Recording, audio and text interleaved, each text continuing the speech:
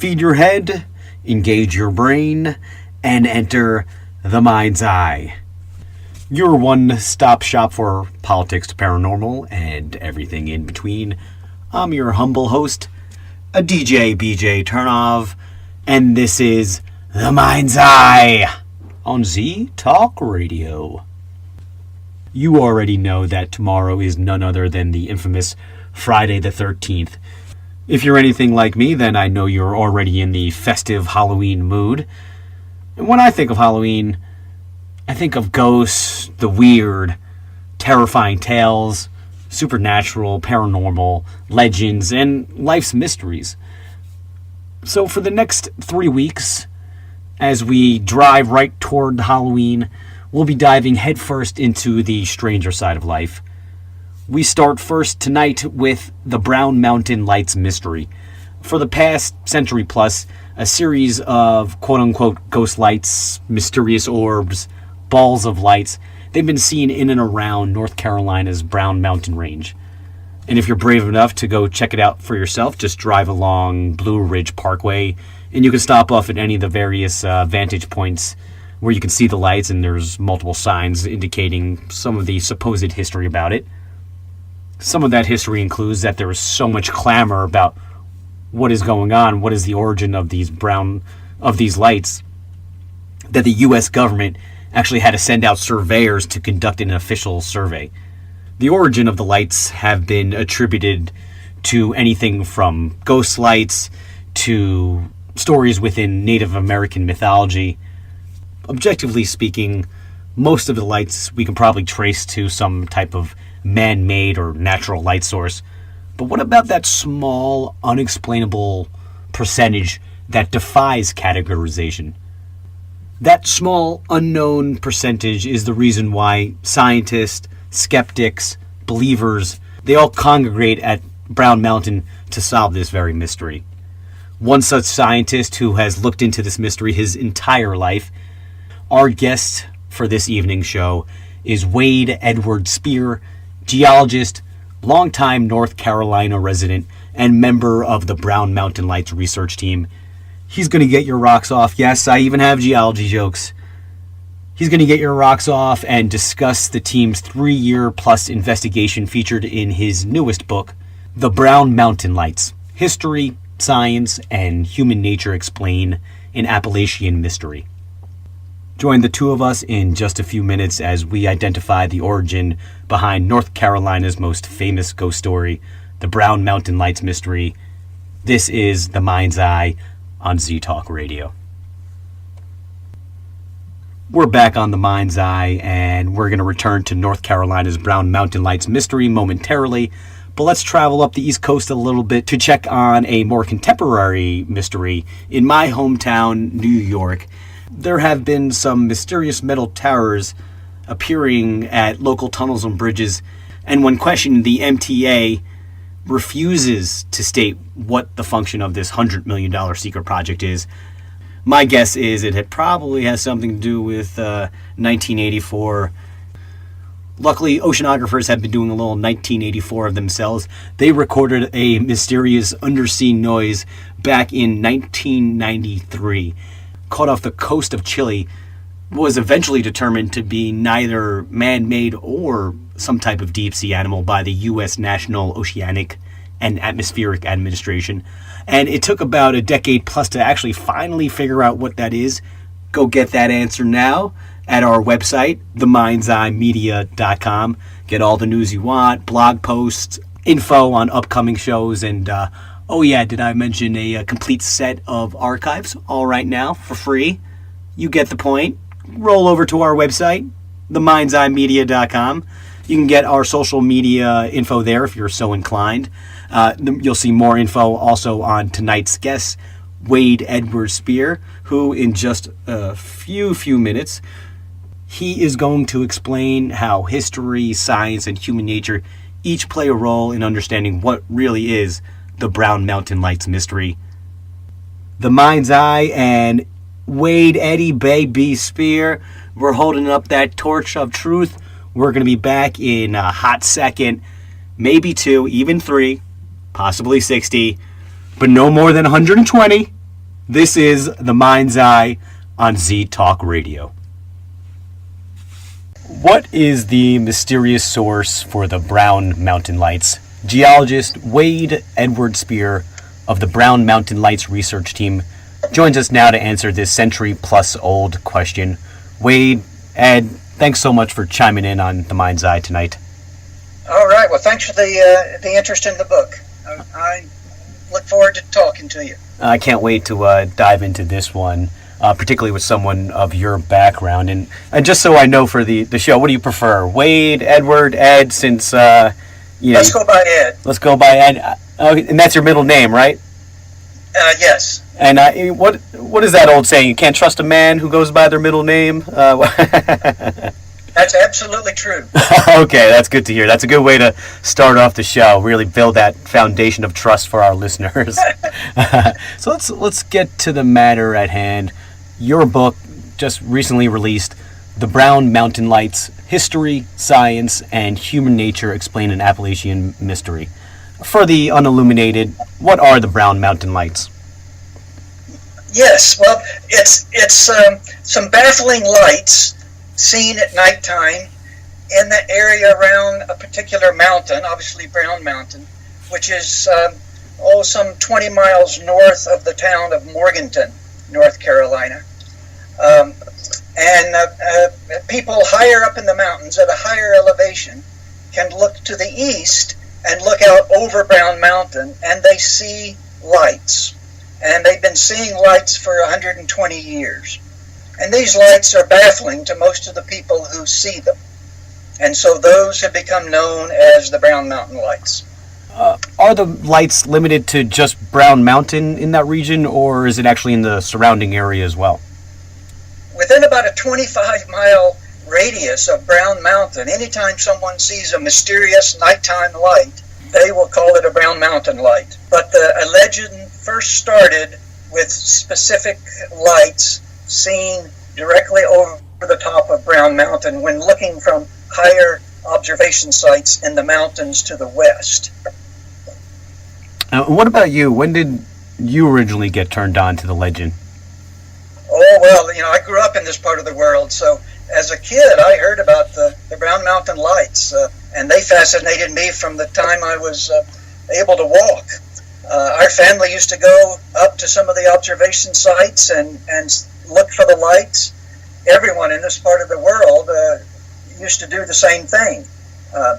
There are two popular roadside overlooks which you can drive to and presumably see the Brown Mountain Lights. So there's easy access, and it obviously captured the imagination of a young boy like myself. And captures the imagination of many. What do you think it is that is about the Brown Mountain Lights that is so alluring for so many? Well, everyone likes a mystery, and so it's easy to create mysteries around these lights. And in fact, there are so many different explanations for what people think is causing the lights that it's obvious that a lot of people have seen a lot of different lights, different kinds of lights, and everyone has a different theory or a different favorite theory as to what they are. So it's entertaining. It's a local legend. Those people, who grew up in this part of the world, we grew up with the legend, and we enjoy taking visitors to go see our favorite ghost story. And we're going to dive into those legends and the mystery and your research, of course, momentarily. And I'm glad you brought up the tourism aspect of it because, like you said, there are a few signs that have been installed at various overlooks to give you a better view of the Brown Mountain Lights. So it really appears that the county has embraced the tourism aspect. In some ways, it's almost like the Brown Mountain Lights have become the leaves of New England for the weirdo like me. And I hear now is the best time to see the Brown Mountain Lights. Is that true? Yes, actually, any time of the year, their lights are visible, unless it's such cloudy, foggy weather that you can't see 50 feet in front of you. But this idea of the tourism, even in the early days, even in the early 1900s, there was a hotel built such that it overlooked Brown Mountain, and their big claim to fame, of course, was inviting guests to come and sit on the porch and watch the Brown Mountain lights at night. How do you feel about the tourism aspect as an actual resident? Do you embrace it as much as the county? Because you were born there and now you've retired there as well. How do you feel about it? Well, I think it's a great tourist attraction. As I say, we enjoy taking visitors to see our mystery lights, and it is a delightful thing. Everyone relates to it. Everyone wants to hear the stories. Everyone wants to hear the information that's available about the Brown Mountain lights. There's even some tourism aspects right now, that groups that take tours to these overlooks, and then some expert will expound on some of the various theories and ideas about the Brown Mountain lights to entertain the group. I've never actually had the chance to stay stay any lengthy amount of time there, but I did happen to drive through there on the way to Asheville, and it is absolutely beautiful. I mean, the slogan for the area should be "Come for the lights, stay for the sights." I mean, it is just absolutely beautiful. Yeah. All right, well, let's start to separate some fact from fiction here, and because it's hard to do that when you're talking about the history and the legend and what's the possible origin for the light sources. So, from my understanding, I believe that the oldest reference dates back to 1913. What happened then? And did you find anything that maybe even dates further back? That's in the literature, a lot of the published literature, but actually there were a couple of articles. We found a couple of articles that were published the year before that, essentially the same sort of information as the Charlotte Observer article. However, there were a couple of newspaper articles, local newspapers, that came out in 1912, and they all relate to the fact that the locals have been seeing lights for a number of years, and the locals are getting concerned about these lights, and they want someone to come, some government official, to come and check out these lights and make sure that they're not, some sort of harmful or sinister thing going on. And that first government geologist actually arrived in 1912. They came out with an official report, I believe, about 10 years later. What did the report say, and what were their conclusions? Yes, that first geologist was just a quick visit. He just spent one night in the area, and he didn't see anything of great interest except for a distant train headlight, and so he dismissed everything. He actually never wrote a report. But this government survey was repeated in 1922. The locals again expressed great concern about the continuation of these mystery lights, and so they again actually requested the U.S. Congress to send someone to look at the lights again. And this time a geologist from the U.S. Geological Survey came and spent 2 weeks, and he did write a very detailed, thorough report about what he found. And he was able to interview some of the people who were most involved in reporting mystery lights. In other words, he would go out with them at night, and they would point out the lights that they were seeing, and so then he would concentrate and focus his research on those particular lights. And what he found was that they were all man-made lights, with about 10% were brush fires. So he too did not find anything other than man-made lights that were causing all the concern. And this was in 1922.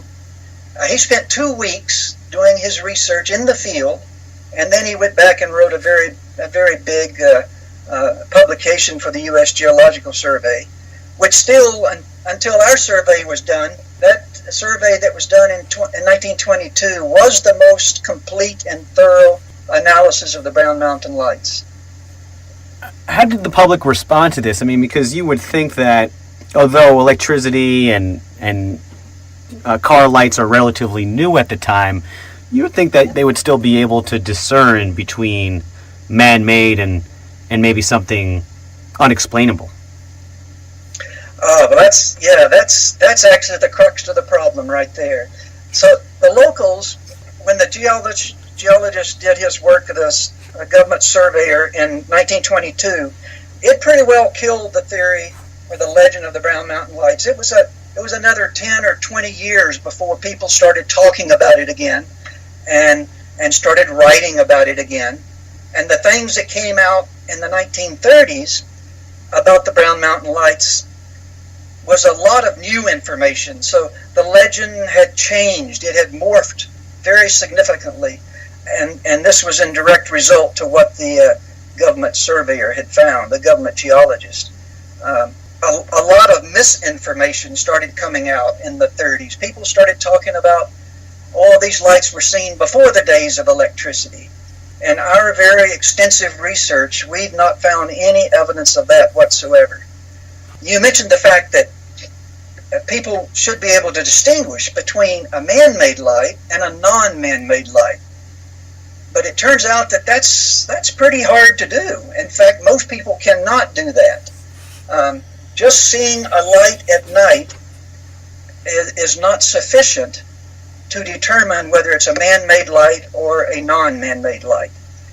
Just on visual clues alone, even experts really can't tell just from looking at it. You need to do a lot more follow-up research. And of course, most people don't have time to do any follow-up research, so they're left with just their impression of seeing the light in the first place. And I think that's what I appreciated most about your group and the research that you guys did. All the other ones research into the Brown Mountain Lights before, historically, were just a few days. So really, it's hard to get a real understanding over that small amount of time.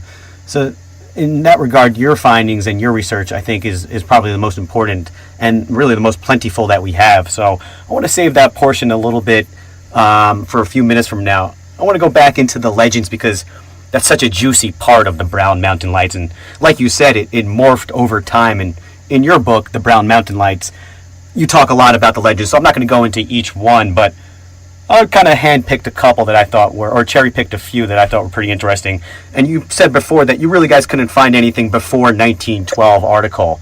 But one legend associated with it, according to the signs that were installed by the county, were the legends in regard to the Cherokee legend from 1200. Tell us a little bit more about that and how that kind of got mixed in there. The local legend, again, talks about the Cherokee and the Catawba Indians, the two local Indian tribes, actually being involved in a great battle on Brown Mountain, on the top of Brown Mountain itself. And the date is variably given as 1200 AD or 800 AD. No one seems to know for sure.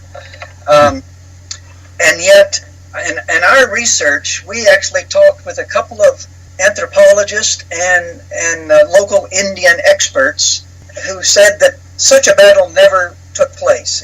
It's a misconception to think that such a battle did take place. But so there's no actual record that such an Indian battle took place at any time on Brown Mountain or anywhere else in the area. But the legends that sprang up were, so these legends came out after 1930. So this is some of the ways in which the legend was morphing after that USGS geologist report. The legends were that these were maybe Indian maidens who were carrying torches and they were on the battlefield looking for their lost braves. And others make the legend to be these are the campfires of the braves themselves who died on the battlefield. And many different variations of this legend about the lights on top of the mountain. I can't imagine there would be much written, anything written on the Native American side, because from my understanding that their traditions are orally transmitted. So that makes sense. It's interesting how that Native American legends get mixed up into these type of mysteries quite often. And you yourself in your book call it North Carolina's most famous ghost story. I mean, you're not really a man that minces words. Why did you use ghost story? Where did that part come in? Well, it's still a ghost story, in my opinion. Irrespective of what our research team found, this legend is still going to exist. It is so deeply entrenched that facts and figures that say otherwise are not going to destroy the legend. It's just too entrenched in the local folklore, if you will, or the local history of this part of the world. People that I talk to, people who have read the book, and people who think that they've seen mystery lights and they've read my book, they just dismiss it. Since it does not confirm their ideas, they just feel that all of the facts and figures and all the evidence that we've come up with just doesn't apply. So I don't think I'm going to change the legend at all. And I don't think you should, because I mean that's kind of part of the draw in what you were talking about before, is that in some ways it's come like a blank slate. You kind of just put on whatever your bias is or your interests, and you throw it onto this mysteries. And I think that's kind of the great thing about mysteries. Though for me, you're a scientist. You want to answer it. For me, I love the mystery and not having that answer in some ways. So obviously, we're coming from two different angles there. UFOs. No, please. Actually, Brian, there's a part of both of us in both of those characteristics. Everyone likes a mystery, whether you're a scientist or not, and everyone likes to feel that they know more than other people or someone else. I agree with you that it is going to continue. It is going to capture people's imagination. When I first started, I thought for sure, and everyone on our team thought for sure, we were going to find some sort of previously unknown source of light. I mean, that's how entrenched the idea was, even in us. We were not expecting to find what we found. And in fact, several members of our team are still struggling with the impact of what we did find, because it did not confirm their preconceived ideas. So, we're all human, and that's what makes it interesting. All right, that is an excellent tease. We're going to talk about those findings momentarily, and before we do, though, I guess I would have to be remiss not to bring up this aspect of it, because it is something that this show has seriously looked into, although I'm not necessarily sure it's part of this story. UFOs, I mean, growing up, were UFOs, was that part of the story for you growing up, or was that something that kind of was new that when you came back to the story and came back to investigate? Yeah, that actually was more like interest in the 40s and 50s. But in earlier days, the lights were, at least in my opinion, were more likely to be some sort of a natural phenomenon that just had not been adequately explained. But, once the UFO interest of the 40s and 50s and 60s, once that hit, then those theories sort of took over the legend of the Brown Mountain Lights.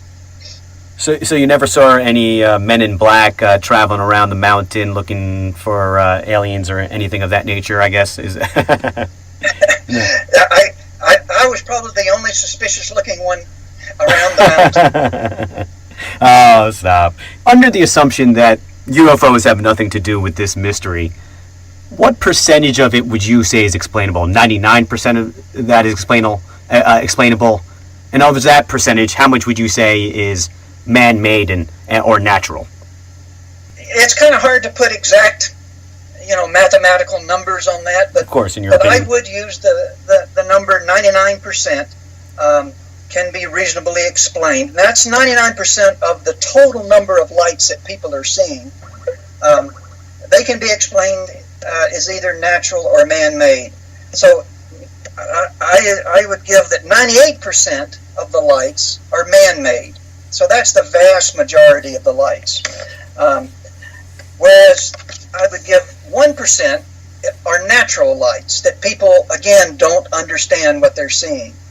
And that 1% does include a couple of fairly unusual natural lights. And then I would still leave 1% or something of that nature, which cannot be explained because we just don't have enough information about that particular light.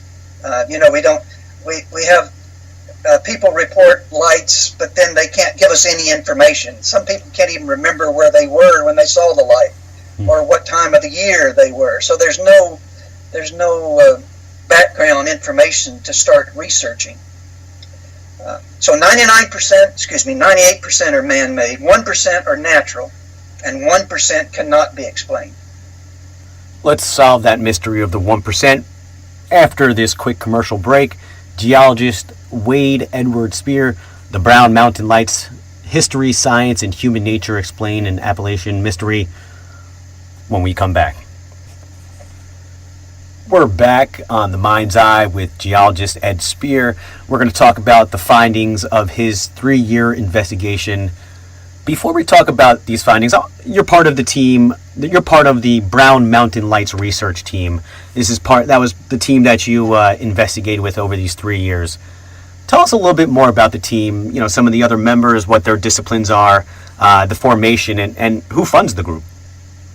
Yeah, the team is very informal, and it's primarily made up of geologists. But we also have Dr. Dan Caton, who's the astronomer at Appalachian State University in Boone, North Carolina. He's actually was researching the Brown Mountain Lights for the last 20 years or more, and he brought with him the ability to put up 2 nighttime cameras, remote-controlled cameras, which are still running today. And so these 2 cameras, in fact, there's now 3 cameras, are taking time-lapse photos every night from 2 different locations, one overlooking Brown Mountain and one overlooking Linville Gorge. Our team has also got a number of outdoor enthusiasts, local outdoor enthusiasts. We also have some teachers and professors at their own will. It's all voluntary. There's no funding from anyone here. It's just these are just local enthusiasts who have heard about the Brown Mountain Lights ever since they were children, living and growing up in the area, and they were anxious to try and solve the problem. So not all of them are approaching it, I guess, from a scientific perspective. Some of them even believers in the possibility that it's a superstitious or folkloric origin of sorts. Oh yes, we specifically wanted to get all backgrounds and all philosophies on the team, and so sure, we have several team members who are very firmly in the paranormal or supernatural camp, and they still are in that camp even after all the research that we've done. But everybody who was on the team contributed greatly. I mean, thousands of man hours. We would go in the field and visit the areas where we could see lights, and that often required ATVs or backpacking, overnight camping. So there's a lot of man hours going into what the research that we have done. You guys did about, the research team did around 93 expeditions. I mean, nearly 100 expeditions over 3 years of researching the lights. And of these nearly 100 expeditions, what was the most surprising finding that you guys had, or the surprising source of light? That list, Brian, of 93 expeditions are the ones that I went on. Oh, just you personally? Yes. In total, the team has probably done 200 or 300 expeditions over that 3-year period. But you asked which of the 93 that I... Well, how about this? Let's not even just take it to 93. Of all the expeditions that the research team has taken part of, I mean, what were some of the surprising light sources? We pretty quickly started doing our own light test. We could see a lot of the distant town and city lights off in the distance, and we learned pretty quickly that even though we understood what those were, a lot of people who were stopping at the overlooks were confused and did not know that those were man-made lights. So in order to try and get a handle on that, we started doing our own staged light test. We would send people out into the field at night with other people at the overlooks with cameras, and we would also have walkie-talkies so we could be in contact. And I remember one eventful night at the Highway 181 overlook. I'm standing up there with my camera and my tripod and my telephoto lens, and I've got the walkie-talkie, and I'm talking to the people in the field who are about 4 or 5 miles away, and they're on the side of Brown Mountain. And I asked them with the walkie-talkie, "Okay, Mike, go ahead and turn your light on and point it straight toward me." Bang! Sure enough, there's a light pops up out in the wilderness in the dark, and there's a half dozen or 2 dozen people at the overlook who are not part of our party, and they all just start oohing and ahhing and pointing out, "There it is, there's the light, there it is right there, you can see it." And this went on for 10 or 15 minutes before someone from that group came up and asked if I'd gotten a picture of the mystery light. And I told him that, well, that's my friend Mike, who's out there on the side of Brown Mountain with his flashlight. And this guy goes, "Oh, no, you can't get on the side of Brown Mountain. It's a wilderness. It's impossible for anyone to be there." And I said, "Well, watch this." And I get on the walkie-talkie and I tell Mike to turn his light on again and point it directly at me, and bang, there's the light. Then I tell him to turn it off, and the light goes off. And the guy looks at me and he goes, "How the hell can you do that?" Because he's convinced that no one can be on that part of Brown Mountain. So that was an eye-opener for all of us. The fact that even though we can show people that we are the source of the light, they still are not going to believe it because they're so entrenched in their beliefs. You know, you can, you just are not going to convince people who've already made up their mind. Like we were saying before, that's almost part of the allure is that, everybody it's so personal and subjective for everybody. Keeping with the surprising light sources, what about, you were talking about the man-made light sources. Is the lights affected by weather, colder weather, hotter weather, ice? Maybe what was a surprising light source naturally, and how does the natural weather affect? Yeah, we found that a lot of people are just not familiar with lightning. But some people were actually looking at lightning, thought they were seeing Brown Mountain lights. But I actually overheard people at the Wiseman's View overlook one night saying that that's the Brown Mountain lights. We came here to see the Brown Mountain lights, and it's cloudy and foggy, and the only thing we can see are flashes of light in the sky, so that must be the Brown Mountain lights. But the blue ghost firefly, now that's a natural source of light that we were shocked to find out about. Most everyone on our team are experienced outdoorsmen, and yet we had never heard of the blue ghost fireflies. But once we started researching, we realized that some of the anecdotal stories have similarities to fireflies. And we started researching, and we found out that, well, everyone's familiar, with the yellow blinking fireflies, the ones we see in this part of the world in the summer evenings. They're so numerous you can see them in your yard. Those are the familiar, quickly yellow blinking fireflies. There is a rare firefly that does not blink. He turns his light on and flies around with his bluish-white light for anywhere from 15 seconds to maybe a minute or two. During that time, he might fly 100 to 200 feet. So someone who's observing this, who doesn't know about these luminescent blue fireflies, is going to be freaked out. The first time you see it, it's pretty wild. Often, they occur in large numbers. So it's not just one or two, it's thousands not at a time, but over a period of a couple of hours, you might see 1,000 of them. It's even shocking to those of us who are experienced outdoors people. I grew up in this part of the world like most everyone else on our team, and we had never heard of the blue ghost fireflies. So they only exist for a few weeks out of the year. They only exist for about 4 weeks, or they only fly. It's a mating flight. so they're only active for a few weeks out of the year. They're active after dark, not during twilight. If the moon is out, that's too much light, so they will not fly. They only fly under extremely dark sky conditions. Therefore, when we're researching what light someone sees, we'll actually go back and see what was the moon that night. Was it a new moon or was it a full moon? That often gives us a clue that they might have been, and also what time of the year that they saw their light and what time of the night they saw their light. Those can be clues that they were seeing blue ghost fireflies. Anyone who's never seen a blue ghost firefly, I would highly recommend you take the effort to go see them.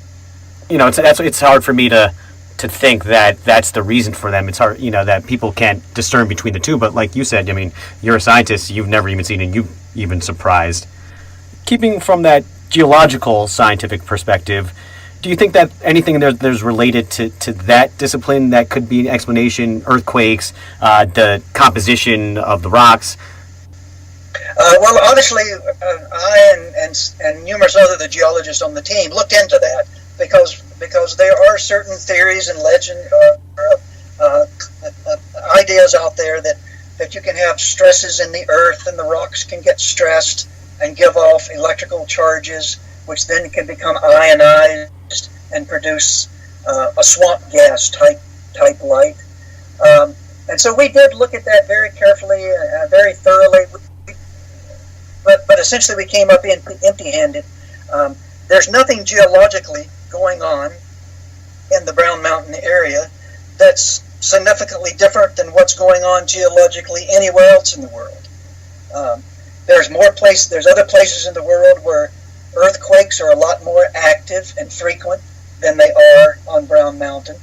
There's other places in the world where the rocks are more likely to produce the swamp gas or the methane gas than the rocks on Brown Mountain.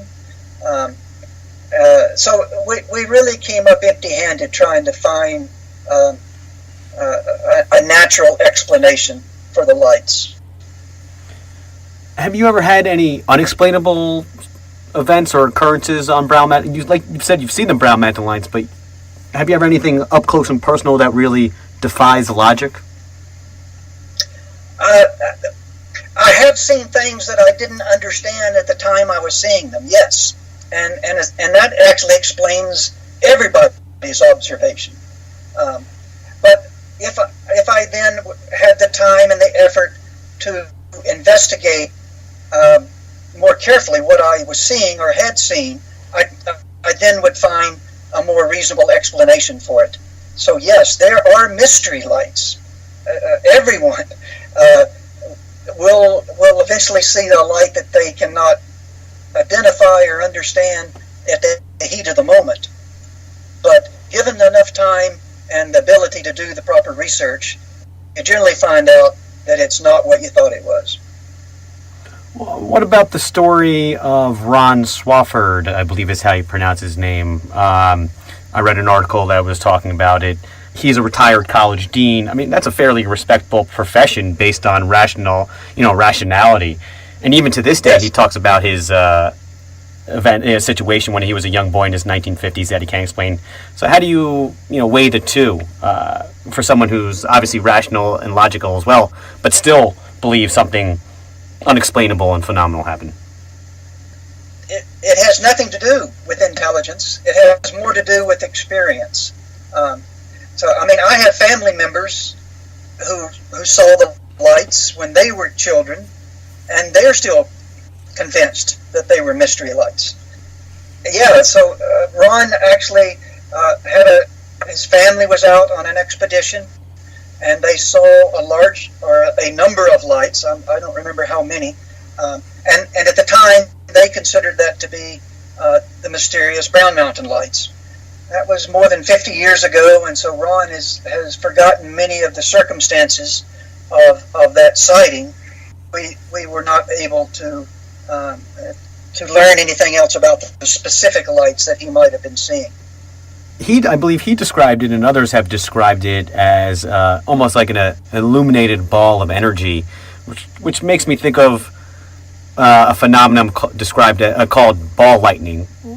Do you think this plays a part, or you think that's a possibility as well? Well, of course, the astronomer, Dr. Caton, is really likes the idea of ball lightning, and he thinks that might explain some of what people are seeing or have seen in the past. Ball lightning is not very well understood. You know, it's an instantaneous phenomenon, so that it's hard to do any research. And sure enough, there's little to none available. It has been reported throughout history and in various places around the world, but it's also associated with stormy weather. So that would not explain the lights that people see shining continuously all night long, all times of the year, during clear weather and during stormy weather. So it might explain a small number of the lights that people see, but it does not explain the vast majority of the lights that people see. Is it possible that this is some form of elaborate hoax? Well, that's been investigated, and our team and other researchers have asked that question. I have a chapter in the book on pranksters, people who are actually trying to fool people with various types of lights, and I did that myself as a kid. I know every boy growing up in this part of the world has dreamed of doing that, and it's remarkably simple to confuse people at night when they think when they're at one of those overlooks and they're expecting to see mystery lights. Then anything that they see gets thrown into the bucket of mystery light. And we did have one story of someone back in the 70s who used helium-filled balloons and released the helium-filled balloons from one of the mountaintops in that area with a lit fuse. And the fuse would burn for a few seconds to maybe 20 or 30 seconds, and then the flame would get to the balloon, and the balloon would explode in a big flash of light as the helium, or hydrogen, it was hydrogen, as the hydrogen exploded. And sure enough, I'm sure lots of people saw that night and thought they were looking at the Brown Mountain Lights. And nowadays, we also have drones. And so it's easy to put a flashlight on a drone and fly it around over the top of the people looking for the Brown Mountain Lights and spook people that way as well. So there is some prankster activity going on, but that does not explain the night after night after night of hundreds of people seeing thousands of lights. The Brown Mountain Lights research team, has the team put an official conclusion together? No, I wrote the book, and I had always intended to write a book. Some of the team members are appreciative of the book, and like we say, several of the team members are still thinking that we haven't done enough research yet, that the real mystery lights will show themselves again, and we need to just keep going with the research. And as a matter of fact, I finished my research part of it in 2015, but those 3 nighttime cameras are still running. And so each camera takes thousands of time-lapse photographs, 30 seconds to a minute, every night. And each one of those images is available to look at on the internet. Within a day or two, the images are posted to the internet on YouTube by Dr. Caton at the Appalachian State University. He compiles them into a little 10-minute long video of the 8-hour long night. And so anyone is available and welcome to look at those videos or those time lapse pictures. In the 5 years that they've been running, we probably now have over 3 million photographs, and we only have a couple that we're not sure what the light in the image is. So the vast majority of the images, this is what I'm talking about, the 98% of the lights that people see are just the man-made lights. The same light shows up at the same spot every night, night after night after night after night. And you can plot that on a map and then go and look at that location, and it turns out to be a store on the outskirts of Hickory, North Carolina. Then you're pretty sure you know what you're talking about. What about that 1% that you don't know? If I had to put a gun to the head, what would you say it is? I would say it's a man-made light that we just haven't gotten enough information about it yet. Is your book, is that the ending of the investigation for you personally? You mentioned that obviously there's still cameras set up, but for you personally, is this the end, or is this just ongoing forever? It is a major end point for me, but of course I'd be interested in, and I expect to get a call if anyone finds something that does not fit in the collection of data that we already have. And I'd jump back into it immediately if a new type of light showed up. Another light for your fire, so to speak. Yes. Share your website and where people can get their hands on the book, The Brown Mountain Lights, History, Science, and Human Nature, Explain an Appalachian Mystery. The book is available at bookstores. It's all of the major online bookstores would have it, so if you just went online and Googled Brown Mountain Lights with my name, Speer, you'll come up with half a dozen places where you could purchase the book. And I do have a blog that I started where I show a lot of these same photographs and even more photographs that we were taking during the time I was actively researching. And that blog too, it's on Google Blogger. So if you just searched Google Blogger for Brown Mountain Lights with my name, that blog would come up as well. Or go to our website right now where we also have the links up for the listeners as well. Unfortunately, it is time to extinguish the fire on this one, Ed. Wade Edward Speer, thank you so much. It really has been a pleasure talking about your book and the legend of the Brown Mountain Lights. Thank you, Brian. I enjoyed it. The Mind's Eye wrap-up returns in a matter of moments. We probably hit on most of our classic themes tonight for this evening's episode. Paranormal, science, history. That's what we do. Just like Maryland does crab cakes and football, here at the Mind's Eye, we do science, history, and the strange. Nothing changes next week as we open the true crime files. Not just one, but two great guests in a special Mind's Eye double shot. We're going to look into two serial killer cases, one solved, one unsolved. In the first hour, we have award-winning investigative reporter Maureen Boyle. She's going to tell us the story of a case that has haunted New England for 30 years, featured in her new book, Shallow Graves, The Hunt for the New Bedford Highway Serial Killer. Follow that up with J.T. Hunter, best-selling true crime writer. He's going to discuss a newer case from his book, Death Row Romeo, the reprehensible and shocking true case of Oscar the Butcher Bolin. Some mystery like tonight's and the next few that we're going to be looking into. Some of them can be solved, some of them can't be solved, but Albert Einstein once said that the important thing is to not stop the questioning. Curiosity has its own reason for existence. Let's keep this train rolling next week. Join me then. Thank you so much. I'm your humble host, DJ BJ Turnoff, signing off for the Mind's Eye on Z Talk Radio.